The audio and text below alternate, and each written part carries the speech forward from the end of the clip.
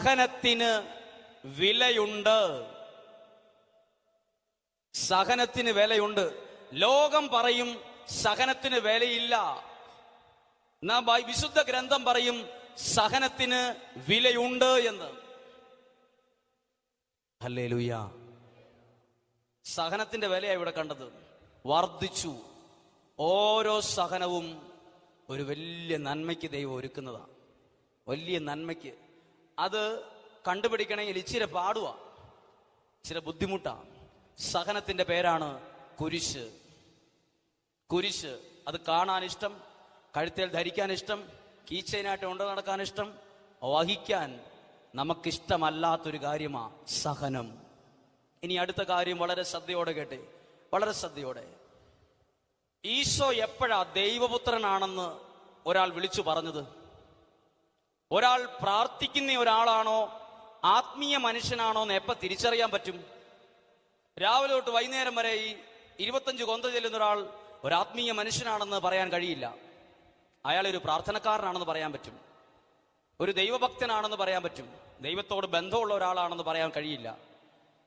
ഒരാൾക്ക് ഒരു വലിയ പുസ്തകം, ഇതിനേക്കാൾ കനമുള്ള പുസ്തകം രാവിലെ തൊട്ട് ചൊല്ലി തീർക്കാം, ഒരു പ്രാർത്ഥന ചൊല്ലി എന്നുള്ള സംതൃപ്തി ഉണ്ടാകും. എപ്പോഴാണ് ഈശോ ദൈവപുത്രനാണെന്ന് പറഞ്ഞത്? ഈശോ 5 അപ്പം 5000 പേർക്ക് ഇങ്ങനെ സപ്ലൈ ചെയ്തപ്പം ആ ജനക്കൂട്ടത്തിൽ നിന്ന് ഒരു മനുഷ്യൻ പോലും എഴുന്നേറ്റ് നിന്ന് പറഞ്ഞില്ല ഇവൻ ദൈവപുത്രനാണെന്ന്. പറഞ്ഞോ? ആരും പറഞ്ഞില്ല. 38 വർഷം ബെത്സയിദ കുളക്കരയിൽ കിടന്ന രോഗിക്ക്, ഒരു മനുഷ്യന് സഹായമില്ലാതെ കരുന്ന ആ മനുഷ്യനെ ഒരു കുഴപ്പമില്ലാതെ എഴുന്നേൽപ്പിച്ച് സൗഖ്യപ്പെടുത്തിയപ്പം ആ കുളക്കരയിൽ ഉണ്ടായിരുന്ന നാട്ടുകാരൊന്നും പറഞ്ഞില്ല ഇവൻ ഏതോ ഒരു ദൈവപുത്രനാണെന്ന് പറഞ്ഞിട്ടില്ല. പിന്നെയോ ഇങ്ങനെ നോക്കിയാൽ ഒരത്ഭുതം നടന്നപ്പോഴും ഈശോ ദൈവപുത്രനാണെന്ന് പറഞ്ഞില്ല. അടുത്ത കേട്ടെ, ശ്രദ്ധിച്ചേ. ഈശോ കുരിശിൽ ഒരു പരാതിയും കൂടാതെ നിശബ്ദമായി തന്നെ പീഡിപ്പിച്ചവർക്ക് വേണ്ടി പ്രാർത്ഥിച്ചുകൊണ്ട് സഹിക്കുന്നത് കണ്ടപ്പം താഴെ നിന്ന് ഒരാൾ വിളിച്ചു പറഞ്ഞു ഇവൻ സത്യമായും ദൈവപുത്രനാണെന്ന്. എപ്പോഴാ പറഞ്ഞേ? സഹിക്കുന്ന രീതി. അതാണ് ഈ ഈശോയെ ദൈവപുത്രനാക്കി മാറ്റിയത്. സഹിക്കുന്ന രീതി. പറഞ്ഞേ ഹല്ലേലൂയ. എല്ലാവരും കേട്ടെ. 25 കൊന്ത ചെല്ലാൻ ഇച്ചിരി പ്രാക്ടീസ് ഉണ്ടേ പറ്റും. 5 ദിവസം ധ്യാനിക്കാൻ ഒന്ന് ട്രൈ ചെയ്താൽ പറ്റും. ബൈബിൾ മൊത്തം വായിച്ചു തീർക്കാൻ ഒന്ന് മനസ്സ് പ്ലാൻ ചെയ്താൽ പറ്റും. പക്ഷെ ഈശോ സഹിച്ചതുപോലെ സഹിക്കണമെങ്കിൽ അത് വേറൊരു കൃപയാ. അത് വേറൊരു അഭിഷേകമാ. ശ്രദ്ധിച്ചേ, എന്റെ ജീവിതത്തിലേക്ക് വരുന്ന സഹനങ്ങൾ ഞാൻ സ്വീകരിക്കുന്ന രീതിയാ എന്നെ ദൈവീക മനുഷ്യനാക്കി മാറ്റുന്നത്. ഞാൻ ചൊല്ലിക്കൂട്ടുന്ന പ്രാർത്ഥനയുടെ അളവ് അതിലൊരു 5% മാത്രമേ ഉള്ളൂ. പറഞ്ഞേ ഹല്ലേലൂയ. അവർക്ക് പറഞ്ഞേ ഹല്ലേലൂയ. എല്ലാവർക്കും സന്തോഷമാണോ? ഇതത്ര സന്തോഷമുള്ള വിഷയം അല്ലാത്തതുകൊണ്ടാണ് ചോദിക്കുന്നത്. നിങ്ങൾ വളരെ സീരിയസ് ആയിട്ടാണ് ഇരിക്കുന്നത്. അല്പം കൂടി സന്തോഷത്തോടെ ഇരിക്കാം. ഇടത്തും വലത്തും നിൽക്കുന്ന ആൾക്കാരുടെ മുഖത്തൊക്കെ ഇടയ്ക്ക് നോക്കണം. ഹല്ലേലൂയ. കാരണം ഇച്ചിരി സന്തോഷത്തോടെ ഇരുന്ന്, കാരണം ദൈവം അനുഗ്രഹിക്കുന്ന സമയത്ത് സന്തോഷത്തോടെ വേണം ഇരിക്കാൻ. കാരണം ദൈവം സന്തോഷത്തോടെ അനുഗ്രഹിക്കുമ്പം നമ്മൾ സന്തോഷത്തോടെ ഇരിക്കണം. ഇച്ചിരി സീരിയസ് ആയി പോയോ എന്നൊരു സംശയം, അതുകൊണ്ടാ പറഞ്ഞേ. ഹല്ലേലൂയ. നമുക്ക് മാത്രമേ ഒരു എഞ്ചിൻ ഘടിപ്പിച്ചിട്ടുള്ളൂ. ഏത് എഞ്ചിൻ? ഈ ലോകത്ത് ഇഷ്ടംപോലെ ജീവനുള്ള ആളുകൾ, ജീവനുള്ളതുണ്ട്. പക്ഷെ ഒരു എഞ്ചിൻ മാത്രം നമുക്ക് മാത്രമേ ഉള്ളൂ. ഏത്? ചിരിക്കാനുള്ള എഞ്ചിൻ ആർക്ക് മാത്രമേ ഉള്ളൂ? അത് ഈ താടിയുടെ അടിയിൽ, തൊലിക്കടിയിൽ ദൈവം തുന്നി ജനിച്ചപ്പോഴേ വിട്ടിട്ടുണ്ട്. ഒരു എഞ്ചിൻ പിടിപ്പിച്ചാണ് വിട്ടിരിക്കുന്നത്. ഏത്? ആ എഞ്ചിൻ പ്രവർത്തിക്കുന്നതുകൊണ്ടാണ് നമ്മൾ ചിരിക്കുന്നത്. ആനയ്ക്ക് പോലും ആ എഞ്ചിൻ പിടിപ്പിച്ചിട്ടില്ല. സിംഹം കാട്ടിലെ രാജാവാണ്, പക്ഷെ എഞ്ചിനില്ല. സിംഹം ചിരിക്കില്ല, ആന ചിരിക്കില്ല. ആന കാറും, സിംഹം അലറും, ചിരിക്കത്തില്ല. എത്ര സന്തോഷം വന്നാലും വായൊന്ന് പൊളിക്കുള്ളൂ, ചിരിക്കില്ല. കാരണം എന്നാ? ആ എഞ്ചിനില്ല. നമുക്കെന്തുണ്ട്? ചിരിക്കാനുള്ള ഒരു എഞ്ചിൻ ഇതിനകത്ത് പിടിപ്പിച്ചിട്ടുണ്ട്. അതിങ്ങനെ പ്രവർത്തിച്ചുകൊണ്ടിരിക്കുന്നതുകൊണ്ടാണ് നമ്മൾ ചിരിക്കുന്നത്. പറഞ്ഞേ ഹല്ലേലൂയ. അന്ന് സന്തോഷമാണോ? സന്തോഷമുള്ളവർ പറഞ്ഞേ ഹല്ലേലൂയ. സഹനം എന്ന വിഷയം പറയുമ്പോൾ ഉള്ള സന്തോഷമൊക്കെ ചിലരുടെ പോകാറുണ്ട്. വേറെ വിഷയമൊന്നും ഇല്ലേന്ന് ചോദിക്കും. വേറെ വിഷയമൊന്നും ഇല്ലേ അച്ചോ പറയാൻ? ഇത് ഇച്ചിരി വിഷമമുള്ള കാര്യമാണ്, എന്നാൽ ഇതിനകത്ത് ഭയങ്കര ഗുണമുണ്ട്. ഇത് വലിയൊരു അഭിഷേകമാണ്. ഹല്ലേലൂയ. കേട്ടെ, ഈശോ സഹിക്കുന്നത് കണ്ടപ്പോഴാണ് പറഞ്ഞത് ഇവൻ സത്യമായും ദൈവപുത്രനാണെന്ന്. നമ്മൾ സഹിക്കുന്നത് കാണുമ്പം നമ്മുടെ കൂടെയുള്ളവർ പറയണം, ആ സഹിക്കുന്ന രീതിക്കാ എന്നെ ഒരു ദൈവീക മനുഷ്യനാക്കി മാറ്റുന്നത്. ദൈവത്തോടുള്ള ബന്ധം ഞാൻ തെളിയിക്കുന്നത് ഈ വിധത്തിലാ. ഈ സഹിക്കുന്ന രീതിക്കാ. കുഞ്ഞു സഹനം പോലും, കാലെ കൊണ്ട ഒരു മുള്ളിന്റെ വേദന പോലും 2 തെറി പറഞ്ഞ് സ്വീകരിക്കുന്നവരുണ്ട്. കാലയിൽ ഒരു മുള്ളു കൊണ്ടു 2 തെറി അങ്ങ് പറയും, പുള്ളിക്കൊരു ആശ്വാസം കിട്ടിയിട്ടുണ്ട്. കുഞ്ഞു സഹനം പോലും സ്വീകരിക്കാൻ കഴിവില്ലാത്തവരാ പലരും. എന്തില്ല? സഹനശക്തിയില്ല. എന്നാ പ്രാർത്ഥനയുണ്ടോ? ഭയങ്കരം പ്രാർത്ഥനയാണ്. എന്തില്ല? പ്രാർത്ഥനയുണ്ട്, സഹനശക്തി ഇല്ല. പറഞ്ഞേ ഹല്ലേലൂയ. അവർക്ക് പറഞ്ഞേ ഹല്ലേലൂയ. ഇനി അടുത്ത ഒരു പ്രധാനപ്പെട്ട കാര്യം, ഒരാളുടെ തനി സ്വഭാവം എപ്പോഴാ കാണുന്നേ? എപ്പോഴേ കാണാൻ പറ്റുള്ളൂ? ഒരാളുടെ തനി സ്വഭാവം അറിയണമെങ്കിൽ ആ വ്യക്തിക്ക് ഒരു കുഞ്ഞ് സഹനം കൊടുത്താൽ മതി. അൽത്താര നിൽക്കുന്ന ഞാൻ വെള്ളം ഉടുപ്പിട്ട് ഉറാലേക്ക് ഇട്ടിരിക്കുമ്പോൾ ഇതാ തനി സ്വഭാവം എന്ന് വിചാരിച്ചേക്കരുത്. ഇതല്ല തനി സ്വഭാവം. വേറൊരു സ്വഭാവം ഉണ്ട്. അതെപ്പോഴേ പിടികിട്ടുള്ളൂ? ഞാൻ പിടികിട്ടുന്നൊരു വഴി പറഞ്ഞു തരാം. കൺവെൻഷൻ 9:10 തീരും. 9:20 നിങ്ങൾ ഇവിടുന്ന് പോകും. അപ്പോൾ നിങ്ങളിൽ ആരെങ്കിലും ഒരു കൺവീനറോ എൻ്റെ ഉത്തരവാദിത്തപ്പെട്ട ഒരാൾ ഒരു മൊട്ട് സൂചി കൊണ്ട് എൻ്റെ എലിക്കിട്ട് കുത്തണം. ഞാൻ അങ്ങോട്ട് പോകുമ്പം എൻ്റെ എവിടെ കുത്തണം? എൻ്റെ തനി സ്വഭാവം കാണല. ഞാൻ കണ്ണൂർ ജില്ലക്കാരനാണ്. അപ്പം എൻ്റെ തനി സ്വഭാവം കാണാൻ വേണ്ടിയുള്ള പരിപാടി പറയുക. എൻ്റെ ഇവിടെ കുത്തണം. ചെറുതായിട്ടേ കുത്താൻ പാടുള്ളൂ പ്ലീസ്. അപ്പം ഞാൻ ചൊറിഞ്ഞുകൊണ്ട് നോക്കും, ആരുടെ? അതെൻ്റെ തനി സ്വഭാവം അല്ല. 1 മിനിറ്റ് കഴിയുമ്പോൾ ഒന്നും കൂടെ കുത്തണം. അപ്പോൾ 5% തനി സ്വഭാവം വരും. ചെറുതായിട്ട് പല്ല് കടിച്ചത് എന്താ നോക്കും. 3ാമത് നിങ്ങൾ കുത്തണം, ഒരു 25% തനി സ്വഭാവം വരും. അങ്ങനെ 5ാമത്തെ പ്രാവശ്യം അവർ ചള്ളക്കൊരെണ്ണം കൊടുക്കും. അതാണ് തനി സ്വഭാവം. എപ്പോഴേ തനി സ്വഭാവം വരുള്ളൂ? എൻ്റെ ശരീരത്തിൽ വേദന വരുമ്പോഴാ. ഈശോയ്ക്ക് എന്തിനാ ഇത്രയും സഹനം കൊടുത്തേ? ഈശോയ്ക്ക് എന്തിനാ ഇത്രയും സഹനം കൊടുത്തേ? ശത്രുക്കളുടെ ആഗ്രഹം ഒന്നുണ്ടായിരുന്നു, ഒരാഗ്രഹം, ഇവന്റെ തനി സ്വഭാവം ഒന്ന് കാണണമെന്ന്. അപ്പോ എന്താ തനി സ്വഭാവം കണ്ടേ? തനി സ്വഭാവം കുരിശേ കിടന്ന് കാണുവാണ്. ഒരു പരാതിയില്ല, ഒരു പ്രശ്നവും ഇല്ല. നിശബ്ദമായി സഹിക്കുന്നത് കണ്ടപ്പോഴാ താഴെ എന്ന് പറഞ്ഞത്, ഇവൻ സത്യമായും ദൈവപുത്രനാണ്. പറഞ്ഞേ ഹല്ലേലൂയ. അതാണ് 1 പത്രോസിന്റെ ലേഖനത്തിൽ എഴുതിയിരിക്കുന്ന വചനം. ശരീരത്തിൽ പീഡനമേറ്റ യേശു ക്രിസ്തുവിന്റെ മനോഭാവം നിങ്ങൾക്കൊരു ആയുധമായിരിക്കട്ടെ. ഏത് മനോഭാവം? ഒന്നും കൂടെ കേട്ടെ. ശരീരത്തിൽ പീഡനമേറ്റ യേശു ക്രിസ്തുവിന്റെ മനോഭാവം നിങ്ങൾക്കൊരായുധമായി. എന്താ ശരീരത്തിൽ പീഡനമേറ്റ യേശു ക്രിസ്തുവിന്റെ മനോഭാവം? എന്തായിരുന്നു മനോഭാവം? എന്തായിരിക്കും മനോഭാവം? ശരീരത്തിൽ പീഡനമേറ്റ യേശു ക്രിസ്തുവിന്റെ മനോഭാവം എന്നാന്ന് അറിയണമെങ്കിൽ എന്റെയും നിങ്ങളുടെയും മനോഭാവം ആദ്യം കണ്ടുപിടിക്കണം. ഇനി എന്റെ ഉദാഹരണം നിങ്ങളെ ആരും വേണ്ട, ഞാൻ തന്നെ എടുത്തോളാം. എന്നെയാണ് കുരിശിൽ തറയ്ക്കുന്നതെങ്കിൽ, 2019 എന്നെയാണ് കുരിശിൽ തറയ്ക്കുന്നതെങ്കിൽ, ഞാൻ എല്ലാവരെയും ഒന്ന് നോട്ട് ചെയ്യുമെന്നുള്ള കാര്യം ഉറപ്പാ. ഇന്നത്തെ പോലത്തെ ഒരു ടച്ച് ഫോണും കൂടെ ഉണ്ടെങ്കിൽ എല്ലാവരുടെയും ഒരു ഫോട്ടോ പറ്റുന്നിടത്തോളം ഞാൻ എടുത്തു വെക്കും. എന്തായാലും 3 ദിവസം കഴിഞ്ഞ് ഉയർത്തെഴുന്നേക്കും. പിന്നെ ഒരു കളി ഞാൻ കളിക്കും. ഈശോ സഹിച്ചത് നിവൃത്തിയില്ലാത്തോണ്ടല്ല കേട്ടോ. ഈശോ പറഞ്ഞു, സ്വർഗത്തിൽ നിന്ന് ഒരു വാക്ക് പറഞ്ഞാൽ മതി, ദൂതന്മാരിറങ്ങി എല്ലാത്തിനെയും നിശേഷമാക്കും. ഒരു വാക്ക് മതിയെന്ന്. എല്ലാ സാധ്യതയും ഉണ്ടായിരുന്നു ഈ സഹനം ഒഴിവാക്കാൻ. നമ്മൾ പലരും സഹിക്കുന്നത് വേറെ നിവൃത്തിയില്ലാത്തോണ്ടാ. ഞാനും നിങ്ങളുമൊക്കെ വേറെ വഴിയില്ല. ഈശോയ്ക്ക് ഈ സഹനത്തെ ഒഴിവാക്കാൻ 100 വഴികളുണ്ട്. ഹല്ലേലൂയ.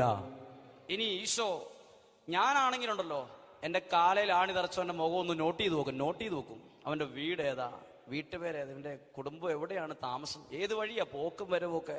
ഓക്കെ. കയ്യേലാണി തറച്ചവൻ്റെയും പേരും സ്ഥലവും വീടും ഞാനൊന്ന് കരുതി വെക്കും. തലയിൽ മുൾക്കിരീടം വെച്ചാളെ പ്രത്യേകം ഞാൻ നോട്ട് ചെയ്യും. എൻ്റെ മുഖമെല്ലാം നശിപ്പിച്ച് കളഞ്ഞ ആളാണ്. പിന്നെ മുഖത്ത് തുപ്പിയാള്, പിന്നെ അയാളെ നോക്കുകയേ വേണ്ട.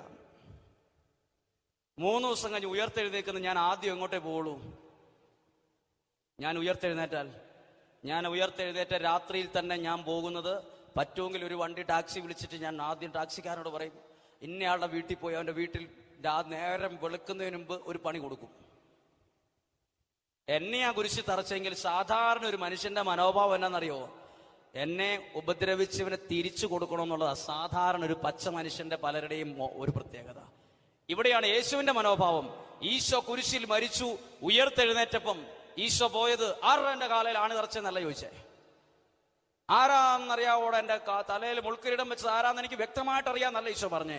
ഈശോ പോയത് തന്നെ സ്നേഹിച്ച ശിഷ്യന്മാരുടെ അടുത്തേക്ക്. പറഞ്ഞേ ഹല്ലേലൂയാ. അതായത് പകരത്തിന് പകരമില്ല, പകരത്തിന് പകരം ചോദിക്കുന്നില്ല, പകരത്തിന് പകരം ചെയ്യാനില്ല, ചെയ്യാൻ പോയില്ല. ഈശോ സ്നേഹിക്കുന്നവരുടെ അടുത്തേക്ക്, വാലയിൽ ആണി തറച്ചവന്റെ അടുത്തേക്കല്ല രാത്രിക്ക് പോയത്. കയ്യേൽ ആണി തറച്ചവന്റെ വീട്ടിൽ ചെന്ന് വർത്താനം പറയാൻ പോയിട്ടില്ല. ഈശോ പോയത് സ്നേഹിച്ച ശിഷ്യന്മാരുടെ അടുത്തേക്ക്. ഒന്നുറക്കെ പറഞ്ഞേ ഹല്ലേലൂയാ. ഇതാണ് ശരീരത്തിൽ പീഡനമേറ്റ യേശു ക്രിസ്തുവിന്റെ മനോഭാവം. നമ്മളെ ഏതെങ്കിലും വിധത്തിൽ ഒരാൾ എന്തേലും ചെയ്താൽ അതിന് പകരം വെക്കാതെ നമ്മുടെ മനസ്സ് വല്ലാണ്ട് കിടന്ന് ചലിക്കും, പ്രവർത്തിച്ചുകൊണ്ടിരിക്കും. ഇത് യേശു ക്രിസ്തുവിന്റെ മനോഭാവമല്ല. പത്രോശ്ലീഹ പറയാണ്, ശരീരത്തിൽ പീഡനമേറ്റ യേശു ക്രിസ്തുവിന്റെ മനോഭാവം നിങ്ങൾക്കൊരായുധമായിരിക്കട്ടെ എന്ന്. ഒരു കരം ഉയർത്തി ഉറക്കിയെന്ന് പറഞ്ഞേ ഹല്ലേലൂയാ, ഹല്ലേലൂയാ. ഇനി ശ്രദ്ധിക്കുക, സഹനത്തെക്കുറിച്ച് പറയുമ്പോൾ ഒരുപാട് കാര്യങ്ങൾ നമ്മുടെ ജീവിതത്തിന് ഭയങ്കര സൗഖ്യത്തിനും വിടുതലിനും കാരണമാകുന്ന ഒരുപാട് കാര്യങ്ങളുണ്ട്. ഒരാള് ഇതിന് പറയാൻ കാരണം, സഹനം സഹിക്കുന്ന വ്യക്തി, സ്വീകരിക്കുന്ന വ്യക്തി, 10-26 വയസ്സുള്ള ഒരു പെൺകുട്ടി, കല്യാണം കഴിഞ്ഞതാണ്, ഒരു ആങ്കൊച്ചുണ്ട്, ധ്യാനത്തിന് വന്നതാണ്. പക്ഷെ വന്നത് തെർമോക്കോൾ കട്ട് ചെയ്യുന്ന ടൈപ്പ് ബ്ലേഡുമായിട്ടാണ് വന്നത്. തെർമോക്കോൾ കട്ട് ചെയ്യുന്ന ബ്ലേഡ്. ആ ബ്ലേഡ് എൻ്റെ തന്നു ബുധനാഴ്ച ദിവസം. എന്നിട്ട് പറഞ്ഞു, ഈ ധ്യാനത്തിന് വന്ന് ഇവിടെ വെച്ച് ആത്മഹത്യ ചെയ്യണമെന്ന് ആഗ്രഹിച്ചാ വന്നേന്ന് പറഞ്ഞു. ഇവിടെ വെച്ച് ആത്മഹത്യ ചെയ്യണം, മരിക്കണമെന്ന് ഓർത്താ വന്നേന്നൊക്കെ പറഞ്ഞു. ബ്ലേഡ് എൻ്റെ തന്നു, ഒന്നും ചെയ്തിട്ടില്ല. അപ്പോൾ ചോദിച്ചു, എന്താണ് ഇത്ര ചെറുപ്പത്തിൽ അങ്ങനെ തീരുമാനിക്കാൻ കാരണം? അപ്പോൾ ഒരു ചോദ്യത്തിന് ഉത്തരം കിട്ടുവാണെങ്കിൽ ഞാൻ മരിക്കില്ല എന്ന് പറഞ്ഞു, ആത്മഹത്യ ചെയ്യില്ല എന്ന് പറഞ്ഞു. നിഷ്പ്രയാസം ചോദിച്ചു, എന്താ ചോദ്യം? അപ്പോൾ പറഞ്ഞു, സഹിക്കുന്നവർക്ക് ദൈവം എവിടെയാണെന്ന് ചോദിച്ചു. ദൈവം എവിടെ? ഇവിടെ ഇരിക്കുന്ന ഒത്തിരി പേര് പല സഹനങ്ങളിലൂടെയും കടന്നു പോകുന്നവരായിരിക്കും. നിങ്ങളും പലപ്പോഴും ദൈവത്തോട് ചോദിച്ചിട്ടുണ്ടാകും, ദൈവം എവിടെ? ഇനി ആ പെൺകുട്ടിയുടെ ഒരു വിഷമം പറയാം. 10-16 വയസ്സ് കഴിഞ്ഞപ്പോൾ തൊട്ട് 10ാം ക്ലാസ്, +1, +2 കാലത്ത് എത്തിയപ്പോൾ തന്നെ ഈ പെങ്കൊച്ചിന്റെ അമ്മ ഒരു പ്രാർത്ഥനക്കാരി ആയതുകൊണ്ട് മകളോട് പറഞ്ഞു, നീ ഇപ്പോൾ മുതൽ പ്രാർത്ഥിക്കണം, നിനക്ക് നല്ലൊരു വിവാഹമുണ്ടാകാൻ, നല്ലൊരു കുടുംബജീവിതം ഉണ്ടാകാൻ, നല്ലൊരു ജീവിത പങ്കാളിയെ കിട്ടാൻ വേണ്ടി നീ പ്രാർത്ഥിക്കണം എന്ന് പറഞ്ഞു. അങ്ങനെ 5-6 വർഷം ഇവൾ അമ്മ പറഞ്ഞതനുസരിച്ച് മനസ്സറിഞ്ഞ് പ്രാർത്ഥിച്ചപ്പോൾ ഒരു നിയോഗം വച്ചിരുന്നു, ദൈവമേ, എനിക്ക് നാളെ ഒരു സമയത്ത് ഒരു വിവാഹം നടക്കുവാണെങ്കിൽ എന്റെ കഴുത്തിൽ മദ്യപാനിയായ ഒരുത്തൻ താലി കെട്ടാൻ ഇടയാകരുത് എന്ന് മാത്രം. കള്ളു കുടിക്കുന്ന ഒരുത്തൻ എന്റെ കഴുത്തിൽ താലി കെട്ടല്ലേ എന്ന് വർഷങ്ങൾക്ക് മുമ്പേ പ്രാർത്ഥിച്ചു. അങ്ങനെ ഒരു കല്യാണം ആലോചന വന്നു. ഭയങ്കരമായിട്ട് ആലോചിച്ചു, പ്രാർത്ഥിച്ചു, കല്യാണം കഴിഞ്ഞു. കുറച്ച് മാസം കഴിഞ്ഞപ്പോഴേ മനസ്സിലായി ഇയാളൊരു മുക്കുടിയനാണെന്ന്. കുടിയെന്ന് മാത്രമല്ല, ഇയാൾ കുടിച്ചാൽ മാനസിക രോഗിയെ പോലെയാണ്. സാധാരണ ഒരു കുടിയനായിട്ട് കൂട്ടാനും കൊള്ളത്തില്ല. ഇയാൾക്ക് കുടിച്ചു കഴിഞ്ഞാൽ ചില ഹോബികളുണ്ട്. ഇയാളുടെ ഒരു പ്രത്യേകത, കള്ളു കുടിച്ചാൽ പിന്നെ ഭാര്യ അടുത്തു വന്ന് നിൽക്കണം. ഇയാൾ തല തൊട്ട് കാല് വരെ ഇയാൾ ഗാർഗിച്ചു തുപ്പും. ഇയാളുടെ ഹോബി അതാണ്, ഒരു പ്രത്യേക ഹോബി. ഇയാൾക്ക് മാനസികമാണ്. കള്ളു കുടിച്ചാൽ ഇയാൾക്ക് അക്ഷരാർത്ഥത്തിൽ ഇയാളൊരു മാനസിക രോഗിയാണ്. അങ്ങനെ ഇത് മടുത്തു. സ്വന്തം വീട്ടിൽ പോലും ഇത് പറഞ്ഞില്ല. ആദ്യം ഇവൾ ചിന്തിച്ചു, എത്രയോ വർഷമായിട്ട് പ്രാർത്ഥിച്ച ഒറ്റ നിയോഗേ വച്ചിട്ടുള്ളൂ, കള്ളു കുടിക്കുന്ന ഒരുത്തൻ താലി കെട്ടാൻ ഇടയാകരുത്. ആലോചിച്ചു, പ്രാർത്ഥിച്ചു, ഒരുങ്ങി, കല്യാണം കഴിച്ച് താലി കെട്ടിയത് 1 മാസം കഴിഞ്ഞ് അറിയുമാണ് മുക്കുടിയൻ. കുടിച്ചാൽ സാധാരണ കുടിയനെ പോലെയല്ല, കുടിച്ചാൽ അയാൾക്ക് മാനസികം വട്ടുപോലെയാണ്. അങ്ങനെ മടുത്ത്, ജീവിതം മടുത്ത്, പലവട്ടം മരിക്കണമെന്ന് ആഗ്രഹിച്ച്, നിങ്ങൾ ആലോചിച്ച് നോക്കണം, തല മുതൽ കാല് വരെ ഇയാൾ കാർക്കിച്ചു തൂപ്പും. ഇയാളുടെ ഹോബി. ഈ പുള്ളിക്കാരത്തേക്ക് പിന്നെ വേറെ എവിടെയും പോകാൻ പറ്റില്ല, അവിടെ നിന്നോണം. അപ്പൊ വേറെ ആൾക്കാർ ചോദിക്കും, നീ ഇത്രയും നാൾ എങ്ങനെയാടി പിടിച്ചു നിന്നേന്ന് ചോദിക്കും. നീ എങ്ങനെ ഇത് അതിജീവി ഇത്രയൊക്കെ എങ്ങനെ പിടിച്ചു നിന്നു? അതിന് ആദ്യം പൈസ കൊടുക്കണം. പലവട്ടം മരിക്കാൻ തീരുമാനിച്ചു, പക്ഷെ ആരുടെയോ പ്രാർത്ഥനയുടെ ബലം കൊണ്ട് ഒന്നും ചെയ്തില്ല. അങ്ങനെയാണ് മരിക്കാൻ വന്നത്. ഭർത്താവിനോട് പറഞ്ഞിട്ടില്ല ധ്യാനത്തിന് പോവാണെന്ന്, മരിക്കാൻ പോവാന്ന് പറഞ്ഞിട്ടാ പോകുന്നത്. ഫോണൊന്നും ഇല്ല കയ്യില്. അത് വലിയൊരു അപകടം പിടിച്ചതാണ്. അങ്ങനെ ഇരിക്കുമ്പോൾ ഈ വ്യക്തി പറഞ്ഞു, ഞാൻ ചോദിക്കുന്ന ചോദ്യത്തിന് ഉത്തരം കിട്ടുവാണെങ്കിൽ ഞാൻ മരിക്കത്തില്ല ഫാദർ, മരിക്കില്ല എന്ന് പറഞ്ഞു. എന്തുത്തരം പറയാൻ പറ്റും? എൻ്റെ ഒരു ഉത്തരം ഞാൻ പറയാം. ഒരു ഉത്തരം ഞാൻ പറഞ്ഞു കൊടുത്തു. ആലോചിച്ച് ഞാൻ പറഞ്ഞു, 2000 വർഷം മുമ്പ് ഒരു തെറ്റും ചെയ്യാത്ത ഈശോ ഗാഗുൽത്താ മലയിലേക്ക് കുരിശെടുത്തോണ്ട് പോയപ്പോൾ അടിയും ഇടിയും തുപ്പും മുൾക്കിരീടവും കിട്ടിയപ്പോൾ ദൈവം എവിടെയായിരുന്നു? നിങ്ങൾക്ക് ആർക്കെങ്കിലും ഉത്തരം അറിയാമെങ്കിൽ പറയണം. ദൈവം എവിടെയായിരുന്നു? ദൈവം ആശ്വസിപ്പിച്ചുകൊണ്ട് അടുത്ത് വന്നോ? ഒരു വാക്ക് സ്വർഗത്തിൽ നിന്ന് പറഞ്ഞോ? കുരിശിന്റെ ഭാരം ഒന്ന് ഇച്ചിരി കുറച്ചു കൊടുത്ത് സപ്പോർട്ട് ചെയ്തോ? ഈ ദൈവം എവിടെ? ഈ പറഞ്ഞ ദൈവം എവിടെയായിരുന്നു? ഈ ദൈവം ഈശോ കുരിശെടുത്തോണ്ട് പോയപ്പോൾ എവിടെയായിരുന്നോ അവിടെ തന്നെയാണ് ഞാനും നിങ്ങളും കുരിശെടുക്കുമ്പം എൻ്റെ ദൈവവും ഉള്ളത്. പറഞ്ഞേ ഹല്ലേലൂയ. ഉത്തരം പൂർണ്ണമല്ലെന്ന് എനിക്കറിയാം. ഇവിടെ ഇരിക്കുന്ന അനേകം സഹിക്കുന്നവർക്കുള്ള ഉത്തരമാണത്. ദൈവം എവിടെയാ?